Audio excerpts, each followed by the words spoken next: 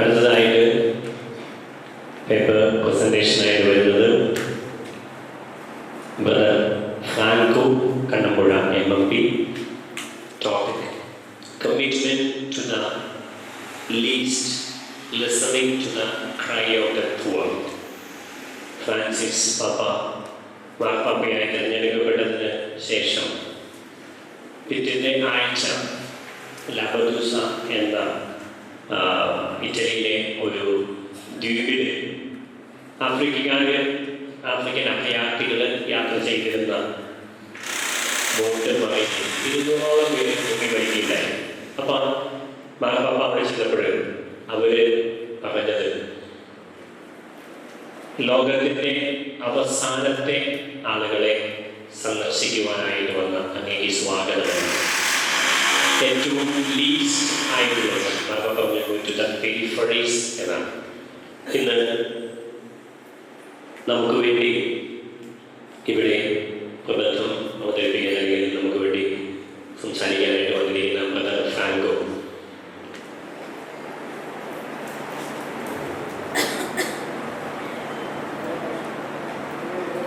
MMP missionary brothers, Malabar missionary brothers സഭാംഗമാണ്.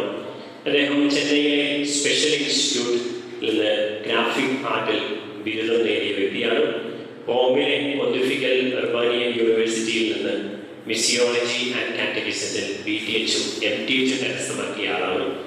MMP cent Thomas പ്രോവിൻസിൻ്റെ provincial സുപ്പീരിയറായ 2006 മുതൽ 2012 വരെ, അതുപോലെ തന്നെ MMP സന്യാസ സമൂഹത്തിൻ്റെ സുപ്പീരിയർ ജനറലായി 2015 മുതൽ 2021 വരെ സേവനമനുഷ്ഠിച്ചു. ഇന്റർനാഷണൽ ഫ്രാൻസിസ്കൻ കോൺഫറൻസിലെ ഏഷ്യയിലുള്ള ജനറൽ കൗൺസിലറാണ് അദ്ദേഹം ആയിരുന്നു. അതുപോലെ തന്നെ KCMS, SMRC എന്നീ സംഘടനകളുടെ എക്സിക്യൂട്ടീവ് മെമ്പർ, KRB-യുടെ വൈസ് പ്രസിഡന്റ്, NARB-യുടെ എക്സിക്യൂട്ടീവ് അംഗം, ഇപ്പോൾ കുറ്റിക്കാട് കരുണാലയം റീഹാബിലിറ്റേഷൻ സെന്ററിന്റെ മാനേജർ ആൻഡ് ആശ്രമ സുപ്പീരിയറാണ്. അതോടൊപ്പം തന്നെ എറണാകുളം അങ്കമാലി അതിരൂപതയിലെ ആലപ്പാറ എന്ന ഇടവകയിൽ നിന്നാണ് ഞാനും അച്ഛനും വരുന്നത്. അത് അഹങ്കാരപൂർവ്വം പറയുകയാണ്.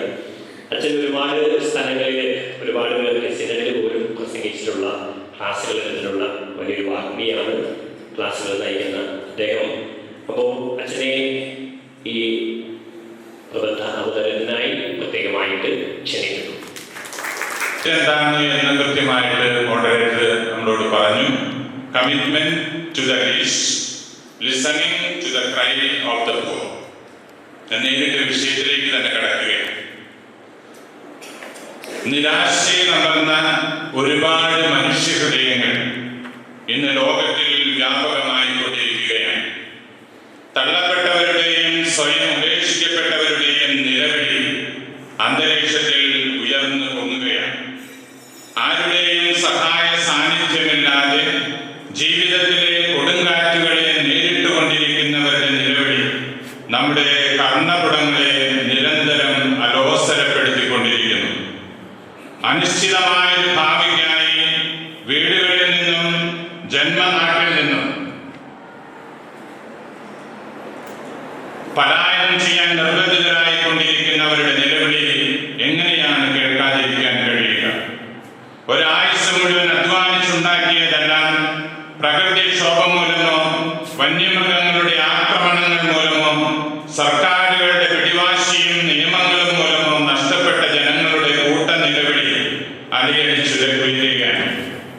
ശരിയായ നീതിബോധത്തോടെ എല്ലാവർക്കും അവകാശപ്പെട്ടവ സമ്പന്നരായ ചുരുക്കം ചിലർ ഭക്ഷിച്ച് സംതൃപ്തി അടയുമ്പോൾ വാവിട്ട് കരയുന്ന ദാസന്മാരുടെയും നിലവിളി കൂടുതൽ ഉച്ചത്തിൽ വരികയാണ്. വൃദ്ധജനങ്ങൾ, ഭിന്നശേഷിക്കാർ, വികലാംഗർ, സമൂഹത്തിൽ പലതരത്തിൽ തടയപ്പെട്ട് മാറ്റി നിർത്തപ്പെട്ടവർ, യുദ്ധത്തിന്റെ കെടുതികൾ അനുഭവിക്കുന്നവർ, ജയിൽവാസം അനുഭവിക്കുന്നവർ, രോഗികൾ, അനാഥർ, യുവജനങ്ങൾ, വിശ്വാസത്തിനു വേണ്ടി പീഡനം ഏൽക്കുന്നവർ എന്നീ തുടങ്ങി ദുർബല സമൂഹത്തിന്റെ നിലവിളികൾ അന്തരീക്ഷമാകെ നിറഞ്ഞു നിൽക്കുന്നു. ഈ നിലവിളികൾക്കെല്ലാം കാതുകൂർപ്പി ആശ്വസിപ്പിക്കാൻ കഴിയാത്ത വിധം ഒരു തരത്തിൽ നമ്മൾ സപ്തരായി നിൽക്കുകയാണ്. പലതരത്തിൽ നിരാശയുടെ ജീവിതം നയിക്കുന്നവരെ പ്രത്യാശയുടെ തീരം കൈചൂണ്ടി കാണിക്കാൻ ക്ഷണിച്ചുകൊണ്ടാണ് ഈ സാധാരണ ജൂബിലി വർഷം പരിശുദ്ധ പിതാവ് ഫ്രാൻസിസ് മാർപ്പാപ്പ പ്രഖ്യാപിച്ചത്. സ്പെറ്റ്സ് നോൺ കോൺഫുൻഡിറ്റ്, പ്രത്യാശ നമ്മെ നിരാശരാക്കുന്നില്ല, റോമ 5:5 എന്ന സ്ഥാപനം കൂടെ പ്രസിദ്ധീകരിച്ചത് നിരാശയിൽ ജീവിക്കുന്നവർക്ക് പ്രത്യാശ പകരുന്ന ഒരു ഉണർത്തുപാട്ടാണ്. ഈ രേഖയിൽ പ്രത്യാശയുടെ അടയാളങ്ങൾ എന്ന തലക്കെട്ടോടെ കൊടുത്തിരിക്കുന്ന 7 മുതൽ 15 വരെയുള്ള നമ്പറുകളിലേക്കാണ് ഞാൻ നിങ്ങളുടെ ശ്രദ്ധയെ പ്രത്യേകം ക്ഷണിക്കുന്നത്. വിശുദ്ധ വർഷമായ 2025 പ്രവേശിക്കാൻ വിശ്വാസികളെ ആത്മീയ ഒരുക്കത്തിന് ക്ഷണിച്ചുകൊണ്ട് 2024 ഏപ്രിൽ 19 സമൂഹ മാധ്യമമായ എക്സിൽ ഫ്രാൻസിസ് മാർപ്പാപ്പ ഇങ്ങനെ കുറിച്ചു: വിശുദ്ധ വർഷത്തിലേക്ക് പ്രത്യാശയുടെ തീർത്ഥാടകരായി നമുക്ക് യാത്ര ചെയ്യാം. അങ്ങനെ നമ്മുടെ വിളിയെ വീണ്ടും കണ്ടെത്തുകയും ആത്മാവിന്റെ വിവിധ ദാനങ്ങൾ പങ്കുവെക്കുകയും ചെയ്യുന്നതിലൂടെ നമുക്ക് ലോകത്തിൽ യേശുവിന്റെ സാക്ഷികളാകാനും ദൈവസ്നേഹത്തിൽ ഏകീകൃതരായി ഒരു കുടുംബമായി രൂപപ്പെടാനും കഴിയും. ഒരു തീർത്ഥാടകനിൽ നിന്ന് 3 പ്രധാനപ്പെട്ട കാര്യങ്ങൾ ഉണ്ടായിരിക്കണമെന്നുകൂടെ പാപ്പ പങ്കുവെക്കുകയാണ്. തീർത്ഥാടകന് അടിസ്ഥാനപരമായി വേണ്ടത് നിശബ്ദതയാണ്. ദൈവസ്വരത്തെയും അവിടുത്തെ പദ്ധതിയെയും തിരിച്ചറിയാനുള്ള ആത്മാവിന്റെ ധ്യാനാത്മകമായ നിശബ്ദത. 2, തീർത്ഥാടകനിൽ ഉണ്ടായിരിക്കേണ്ടത് സുവിശേഷമാണ്. വചനം കരതലത്തിലും ഹൃദയത്തിലും ഉണ്ടാകണം.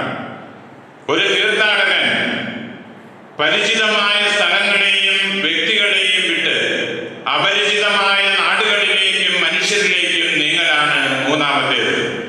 പോകുമ്പോൾ ദയാവായ്പിന്റെയും വിശുദ്ധിയുടെയും വിത്തുകൾ വിതച്ചുകൊണ്ടാകണം പോകേണ്ടത്. ഇത്തരം സ്നേഹത്തിന്റെ കണങ്ങളാണ് തീർത്ഥാടകന്റെ സുഹൃതം. ചെറിയ രീതിയിൽ വിശുദ്ധ ഗ്രന്ഥ പശ്ചാത്തലം. പുറപ്പാട് 3:7 ഈജിപ്തിലുള്ള എന്റെ ജനത്തിന്റെ ക്ലേശങ്ങൾ ഞാൻ കണ്ടു. മേൽനോട്ടക്കാരുടെ ക്രൂരത കാരണം അവരിൽ നിന്ന് ഉയർന്നു വരുന്ന രോദനം ഞാൻ കേട്ടു. അവരുടെ യാതനകൾ ഞാൻ അറിയുന്നു. ദൈവം തന്റെ ജനത്തിന്റെ വേദനകളിലും യാതനകളിലും നിലവിളികളിലും നിസ്സംഗത പാലിക്കുന്നവനല്ല. അവരുടെ ക്ഷേമം അവിടുന്ന് ഉറപ്പാക്കുന്നു. എന്റെ ജനം എന്നാണ് അവിടുന്ന് അവരെ വിളിക്കുന്നത്. ഇത് ആഴമുള്ളതും വ്യക്തിപരവുമായ ബന്ധത്തെ സൂചിപ്പിക്കുകയാണ്. സങ്കീർത്തനം 34:15 അവിടുന്ന് മനുഷ്യന്റെ വിലാപം എപ്പോഴും ശ്രവിക്കുന്നു എന്നും ഏശയ്യ 63:9 അവരുടെ കഷ്ടപ്പാടുകളിൽ അവിടുന്ന് തന്നെയാണ് അവരെ രക്ഷിച്ചത് എന്നും മനുഷ്യന്റെ വേദന പങ്കിടുന്നതിൽ ദൈവത്തിന്റെ സഹാനുഭൂതി നിറഞ്ഞ സ്വഭാവം നാം കാണുന്നു എന്നും യാക്കോബ് 5:4 ദരിദ്രന്റെ നിലവിളിക്ക് ചെവി കൊടുക്കാത്തവന് വിലപിക്കേണ്ടി വരും. അങ്ങനെ വിലപിക്കുന്നവരുടെ നിലവിളിക്ക് മേൽ അവിടുന്ന് കാതുകൾ അടച്ചു കളയും എന്നും നാം വായിക്കുന്നു. സുഭാഷിതം 21:13. സുവിശേഷത്തിൽ യേശുവിന്റെ ജനനവും ജീവിതവും പ്രഘോഷണവും എല്ലാ രോഗികളുടെയും സമൂഹത്തിൽ തടയപ്പെട്ടവന്റെയും പുറംപോക്കുകളിൽ വലിച്ചെറിയപ്പെട്ടവന്റെയും നിലവിളിക്കുള്ള ഉത്തരമാണ്. ദരിദ്രരോട് സുവിശേഷം അറിയിക്കാൻ ഞാൻ വന്നിരിക്കുന്നു. ബന്ധിതർക്ക് മോചനവും അടിച്ചമർത്തപ്പെട്ടവർക്ക് സ്വാതന്ത്ര്യവും കർത്താവിന് സ്വീകാര്യമായ മത്സരവും എന്ന് അറിയിച്ചുകൊണ്ടാണ് തന്റെ ദൗത്യം യേശു പ്രഖ്യാപിക്കുന്നത്. തന്റെ ആടുകളെ അറിയുന്ന, അവരുടെ നിലവിളി കേൾക്കുന്ന, അനുകമ്പയോടെ പ്രതികരിക്കുന്ന നല്ല ഇടയനായി യേശുവിനെ നാം കണ്ടുമുട്ടുന്നു. മലയിലെ പ്രസംഗത്തിൽ ഭാഗ്യവാന്മാരായും സ്വർഗരാജ്യത്തിന്റെ അവകാശികളായും യേശു പറയുന്നത് ഈ ലോകത്തിൽ കഷ്ടത അനുഭവിക്കുന്നവരെ കുറിച്ചാണ്. മത്തായിയുടെ സുവിശേഷം 25-ാം അധ്യായത്തിൽ അവിടുത്തെ വലതു ഭാഗത്ത് നിൽക്കുന്നവരുടെ യോഗ്യത നാം കാണുന്നുണ്ട്. അത് കഷ്ടപ്പെടുന്നവന് കരുതലോടെ താങ്ങായവരാണ്. രോഗികളെ സുഖപ്പെടുത്തിയും വിശക്കുന്നവർക്ക് വിരുന്നൊരുക്കിയും നിലവിളിച്ചവരുടെ ആവശ്യങ്ങളിൽ ഇടപെട്ടും സാന്ത്വനം നൽകിയും അനീതിയെ ചോദ്യം ചെയ്തും പാവപ്പെട്ടവനോട് പക്ഷം ചേർന്നും യേശു ഗലീലയിൽ ഉടനീളം സഞ്ചരിച്ചു.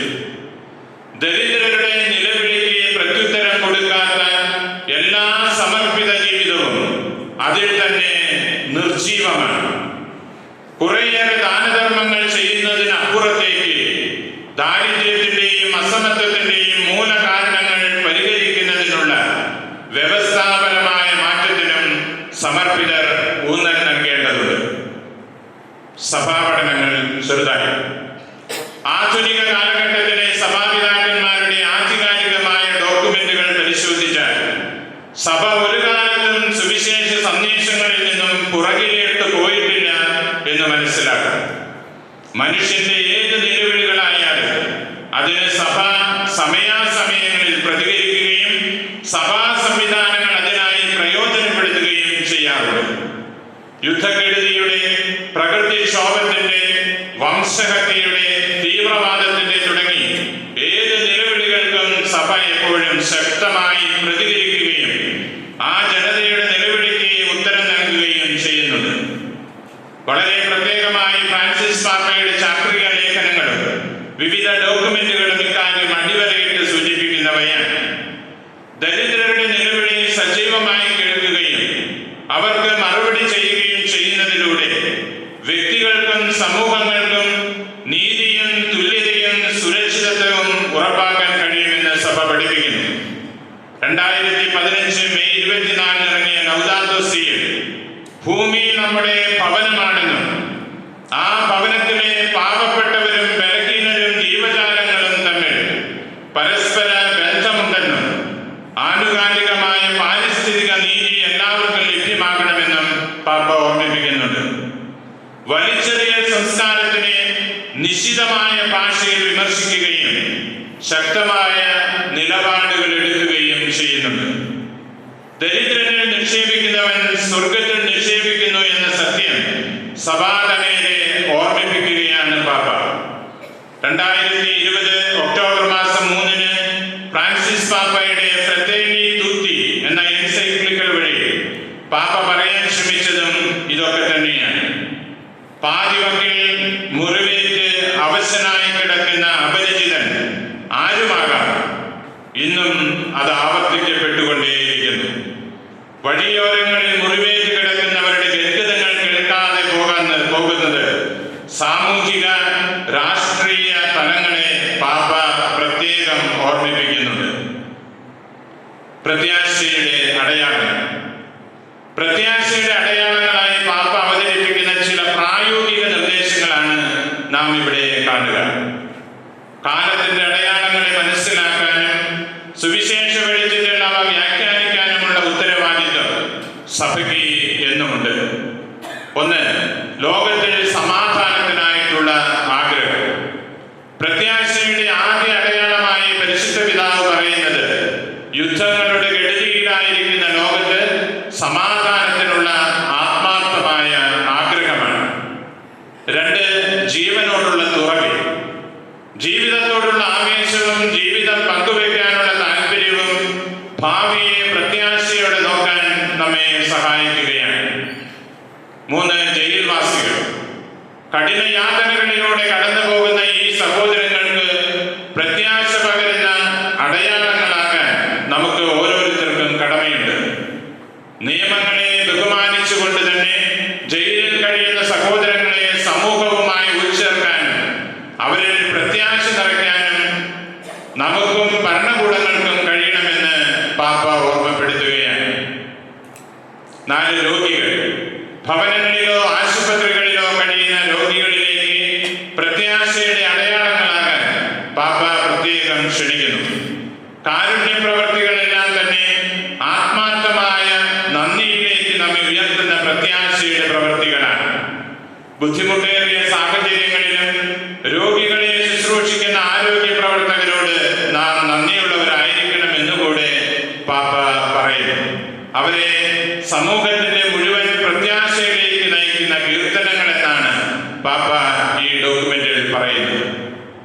യുവജനത, ഭാവി തലമുറയെക്കുറിച്ചുള്ള അനിശ്ചിതത്വം, തൊഴിലില്ലായ്മ, വിദ്യാഭ്യാസാനന്തര ജീവിതത്തിന്റെ യാഥാർത്ഥ്യം തുടങ്ങി നിരവധി കാരണങ്ങളാൽ അനേകം യുവജനങ്ങൾ പ്രത്യാശയില്ലാതെ കഴിയുന്നു.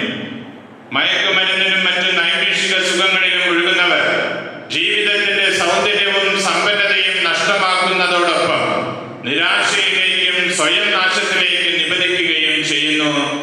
അതിനാൽ സഭയുടെയും ലോകത്തിന്റെയും പ്രത്യാശയും സന്തോഷവുമായ കൗമാരക്കാർ, വിദ്യാർത്ഥികൾ, യുവദമ്പതികൾ തുടങ്ങിയവരിലേക്ക് കരുതലും പ്രത്യാശയുമായി എത്തിച്ചേരാൻ നമുക്ക് കഴിയും. അഭയാർത്ഥികൾ, ഒരു നല്ല ജീവിതം അന്വേഷിച്ച് പിറന്ന നാട്ടിൽ നിന്നും ഒത്തിരി സ്വപ്നങ്ങളുമായി അഭയാർത്ഥികളായി കടന്നു വരുന്നവർക്ക് പ്രത്യാശയുടെ അടയാളങ്ങളാകാൻ നമുക്ക് കഴിയണം. വയോജനങ്ങൾ, ഏകാന്തതയും തിരസ്കരണവും അനുഭവിക്കുന്ന വയോജനങ്ങൾക്ക് പ്രത്യാശയുടെ അടയാളങ്ങളാകണം നമ്മൾ. അവരുടെ ജീവിതാനുഭവങ്ങളും വിജ്ഞാനങ്ങളും നമ്മുടെ വലിയ സംഭാവനകളാണ് എന്ന തിരിച്ചറിവ് തലമുറകളുടെ ബന്ധത്തെ ശക്തിപ്പെടുത്തും. ദരിദ്രർ, ലോകത്ത് ദരിദ്രരായ ലക്ഷക്കണക്കിന് മനുഷ്യർ ഭവനമോ ആവശ്യത്തിന് ഭക്ഷണമോ ഇല്ലാതെ വിവേചനത്തിന് ഇരയാകുന്നുണ്ട് എന്ന സത്യം നാം ഓർമ്മിക്കേണ്ടതുണ്ട്. ദാരിദ്ര്യത്തെക്കുറിച്ച് ധാരാളം പഠനങ്ങൾ നടക്കുന്നതല്ലാതെ ദാരിദ്ര്യത്തിന്റെ സമൂലമായ നിർമ്മാർജ്ജനത്തിന് എവിടെയും പണമില്ല, ഉത്തരവാദിത്വവുമില്ല. ഇത്തരത്തിൽ ദുരിതമനുഭവിക്കുന്നവരുടെ ഇടയിൽ പ്രത്യാശയുടെ സാന്നിധ്യമായി മാറാൻ നമുക്കാകണം എന്ന് പാപ്പ പറയുന്നു. സന്യാസ സമൂഹങ്ങളിൽ നിന്നുള്ള നിലവിളി. പുറത്തുള്ള നിലവിളികൾക്ക് കാതോർത്ത് അതിനുള്ള ബൃഹത്തായ പദ്ധതികൾക്ക് രൂപം കൊടുക്കുന്നതിനിടയിൽ സന്യാസ സമൂഹങ്ങളുടെ അകത്തളങ്ങളിൽ നിന്നുയരുന്ന നിലവിളികൾ നാം കേൾക്കാതെ പോകുന്നുണ്ടോ എന്നതുകൂടി ഈ വിചിന്തനത്തിന്റെ ഭാഗമാകുന്നത് ഒരു ആത്മപരിശോധനയ്ക്കും സ്വയം വിമർശനത്തിനും ഉപകരിക്കും എന്ന് തോന്നുകയാണ്. സന്യാസം അത് തമ്പുരാന്റെ കൂടെ ആയിരിക്കാൻ വിളിക്കപ്പെട്ടവരുടെ കൂട്ടായ്മയാണ്.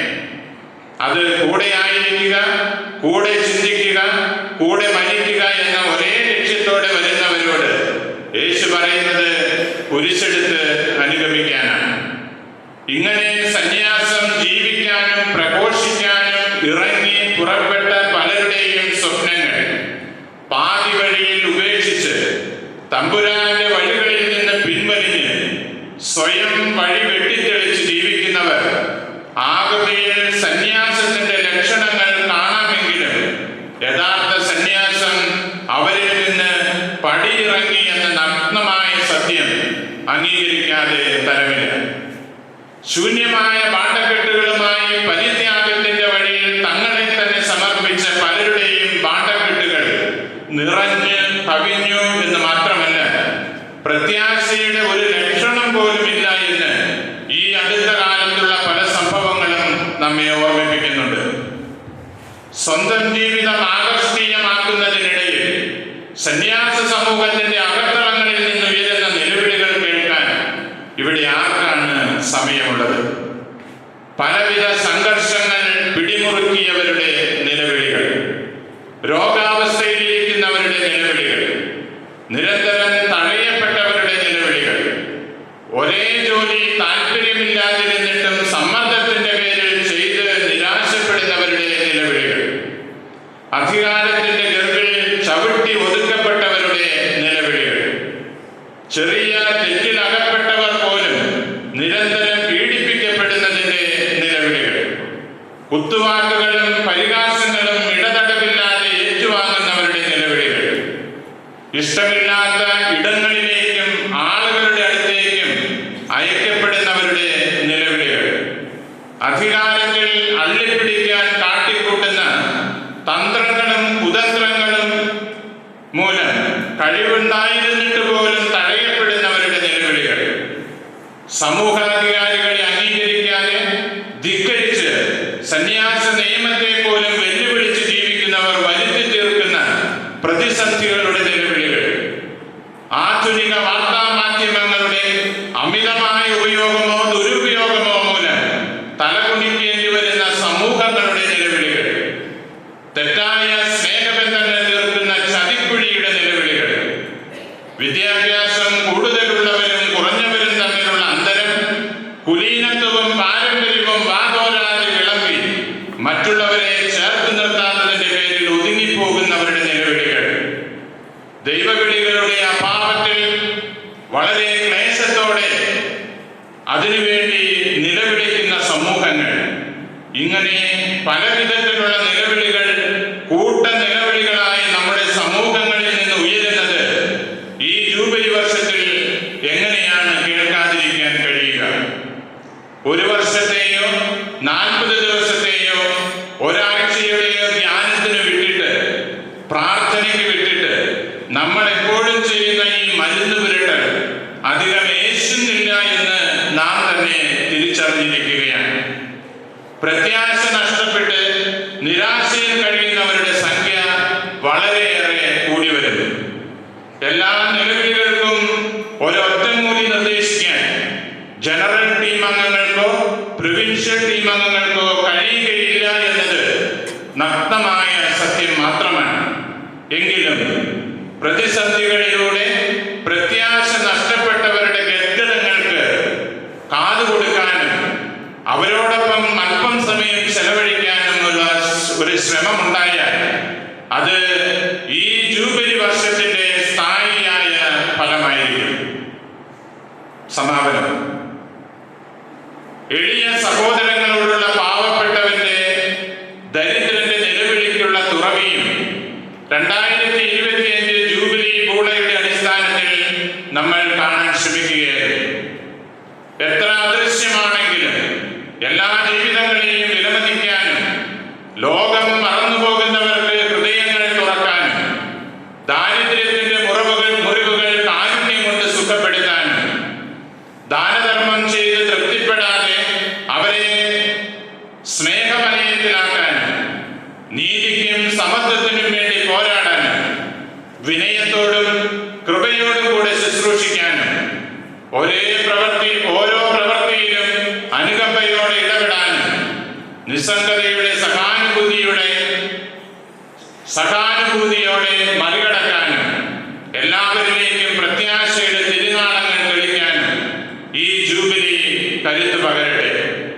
അനേകം നിലവിളികൾക്കുള്ള ഉത്തരമാണ് നമ്മുടെ ദൈവവിളികൾ എന്ന് തിരിച്ചറിഞ്ഞ് ഉത്തരവാദിത്തത്തോടുകൂടി ആ സ്ഥാനങ്ങൾ വഹിക്കുന്ന നമ്മൾ നമ്മുടെ സമൂഹങ്ങളെ തന്നെ നമ്മെ തന്നെ ഒരു പുനരർപ്പണത്തിന് വിധേയമാക്കാം. അവന്റെ പേര് നോബിൾ എന്നാണ്. അവൻ ജീവിച്ചു മരിച്ചത് എമ്മാവൂസ് എന്ന് പറയുന്ന മാനന്തവാടിയിലെ ഒരു സ്പെഷ്യൽ സ്കൂളിന്റെ അകത്തളങ്ങളിലാണ്. അവന് ലഭിക്കുന്നത് കോഴിക്കോട് മെഡിക്കൽ കോളേജിന്റെ ടോയ്ലറ്റിൽ ക്ലോസറ്റിന്റെ ഉള്ളിൽ തല കീഴായി കുത്തിയിറക്കിയിട്ട് അതിൽ വെള്ളമൊഴിച്ചിട്ട രീതിയിലാണ്. പിന്നീട് ആ ടോയ്ലറ്റിൽ വന്ന സ്ത്രീ ആ കുഞ്ഞിനെ അവിടെ നിന്ന് പൊക്കിയെടുത്ത് തൊട്ടടുത്തുള്ള ചാരിറ്റി സിസ്റ്റേഴ്സിന്റെ ഭവനത്തിൽ കൊണ്ടുപോയി കൊടുത്തു. ധാരാളം ഇറ്റാലിയൻ സിസ്റ്റേഴ്സ് ഒക്കെ ആ കാലഘട്ടത്തിൽ അവിടെയുണ്ട്. സെന്റ് വിൻസെന്റ് ഹോം എന്നാണ് ആ സ്ഥാപനത്തിന്റെ പേര്. 4 വർഷങ്ങൾക്ക് ശേഷം അവർ ഈ കുഞ്ഞിന് നോബിൾ എന്ന് പേര് നൽകി. അവനെ 4 വർഷങ്ങൾക്ക് ശേഷം ഞങ്ങളുടെ സ്ഥാപനമായ എമ്മാവൂസ് വിലയിലേക്ക് കൊണ്ടുവരികയാണ്. അതൊരു സ്പെഷ്യൽ സ്കൂളാണ്. അവിടെ അന്ന് ഒരു സമ്മാനമായി അവനെ സ്വീകരിച്ചു. കാഴ്ചയില്ല, കേൾവിയില്ല, സംസാരിക്കാൻ പാടവമില്ല, നടക്കാനും ഓടാനും കഴിയുകയില്ല. നീണ്ട 28 വർഷങ്ങൾ അവൻ 4 ചുവരുകൾക്കുള്ളിൽ അവൻ ജീവിച്ചു. അവിടെ വന്നു പോയിട്ടുള്ള എല്ലാവരും ഇവനെ പാർപ്പിച്ചിരുന്ന ആ മുറിയുടെ അകത്തേക്ക് പ്രവേശിച്ചാൽ ഒരു തുള്ളി വെള്ളമെങ്കിലും കണ്ണിൽ നിന്ന് വീഴാതെ അവിടെ നിന്ന് പുറത്തു പോകാറില്ല. സംസാരിക്കാനും എവിടെയെങ്കിലും ഏതെങ്കിലും ക്ലോസറ്റിൽ വീണ് മരിച്ചു പോകേണ്ട ഒരു ജന്മം ഏതൊക്കെയോ സമർപ്പിതരുടെ കാരുണ്യം കൊണ്ട് അവരുടെ വലിയ ദൈവികമായ ഇടപെടൽ മൂലം അവനിങ്ങനെ 28 വർഷത്തോളം രാജാവിനെ പോലെ തന്നെ ജീവിച്ചു. അവൻ മരിച്ചു. അവന്റെ മൃതസംസ്കാര ശുശ്രൂഷയ്ക്ക് അവിടെ എത്തിയത് മാനന്തവാടി രൂപതയുടെ മെത്രാനടക്കം രൂപതയിലെ മുഴുവൻ ഏകദേശം വൈദികരും സന്യാസികളുമാണ്. അതിലൊരു സന്യാസിനി ഇവിടെ ഉണ്ട് എന്നാണ് ഞാൻ മനസ്സിലാക്കുന്നത്. മാനന്തവാടി FCC പ്രോവിൻസിന്റെ പ്രൊവിൻഷ്യൽ ഇവിടെയുണ്ട്. അവസാനിപ്പിക്കുന്നു. ഒരുപക്ഷേ കാഴ്ചയില്ലെങ്കിലും നമ്മൾ ഒരുപാട് കാര്യങ്ങൾ കാണുന്നു, കേൾക്കുന്നു, സംസാരിക്കുന്നു. ഇതിനൊക്കെ പാഠവുമുള്ള നമ്മൾ കർത്താവിന്റെ പാവപ്പെട്ടവരിലേക്ക് നമ്മുടെ ജീവിതത്തിന്റെ ഒരു പുനർസമർപ്പണം നടത്താൻ തയ്യാറാകുന്നില്ല എങ്കിൽ വലിയ പ്രതിസന്ധികളുടെ നടുവിൽ നമ്മളും തളർന്നു പോകുമെന്നുള്ള ഒരു വലിയ ചിന്ത നമ്മുടെ മനസ്സിൽ സൂക്ഷിച്ചാൽ പ്രത്യാശയോടുകൂടെ തമ്പുരാന്റെ സന്നിധിയിലേക്ക് നമ്മുടെ ജീവിതത്തെയും നമ്മുടെ കൂടെയുള്ളവരുടെ ജീവിതത്തെയും നയിക്കാൻ സാധിക്കും എന്ന ആശംസയോടെ നിർത്തുന്നു.